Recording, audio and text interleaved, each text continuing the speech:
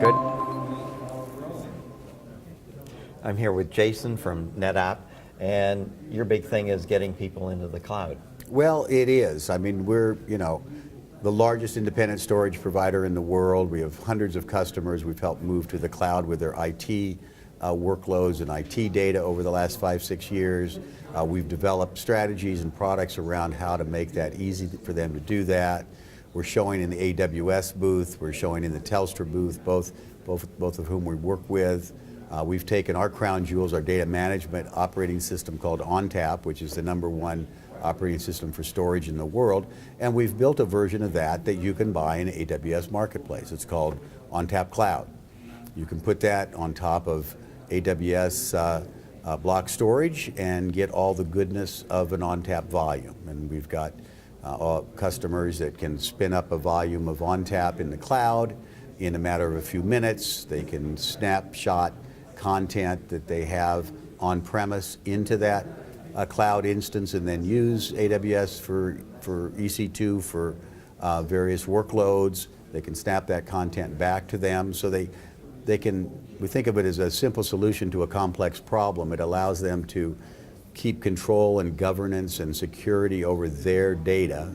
And in the business world, their data, we talk a lot about how in media, the data is the key because it is your media and it is your business. But outside of media, people have bank records and other things too. Banking, everything else is just as secure. Yeah, it's got to be as secure. It's their business. Their business goes down and can't run and can't make a dollar if they lose their data. So holding on to their data, but being able to use the economics of the cloud and frankly, the compute capabilities of the cloud are tremendous advantages for them. So we help them do that, and now we're starting to help media companies as they begin to move to the cloud. Now, do you have a direction for media companies on cybersecurity?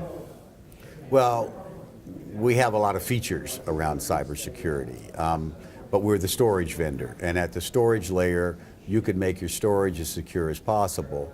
You can still have break-ins because you could have somebody come in that looks like a user, and down at the storage level, we don't know a fake user from a real user if the fake user is smart. So there's layers of security that are involved here. There's not just one panacea in the piece. So we explain the levels of security we can provide down at the storage level.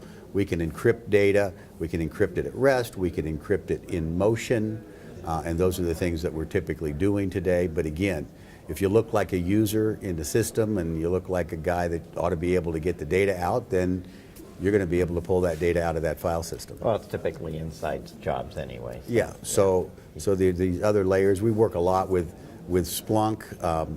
We kind of think of it as there's not just one model of, build your moat and build your wall or firewall the best you can and then just hope and pray that everything's going to work. Our strategy is you build the moat, you build the walls, and then you watch and see what happens, and you pay attention to anything that looks odd, behavior that's coming from IP addresses that maybe it shouldn't be coming from, or a lot of hits from the same IP addresses. So Splunk allows that level of analytics that aren't just the storage analytics, they're the network analytics, they're the end user analytics, so that these security teams that are watching over companies' data can be aware of that and just basically turn off ports that they need to turn off. Flash storage prices are coming down. Yep. Everybody's into SSDs, 3D NANDs have really made that exciting. Yep. But where does that fit in with your applications? Yeah, well, we sell storage, and whether it's SSDs or hard disk drives, we're busy researching the latest mediums all the time. We're shipping 15 terabyte SSDs today. We're shipping them across all kinds of markets. Our business in SSDs has grown tenfold in the last year. So it's the steepest technology ramp I've ever seen in my career, frankly, the shift from hard disk drives to SSDs. People that need to have petabytes of capacity aren't buying SSDs for those petabytes yet, but those days are coming in the next few years as well.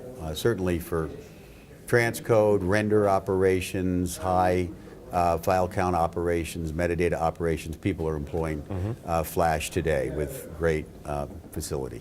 Well, thank you very much, Jason. You bet.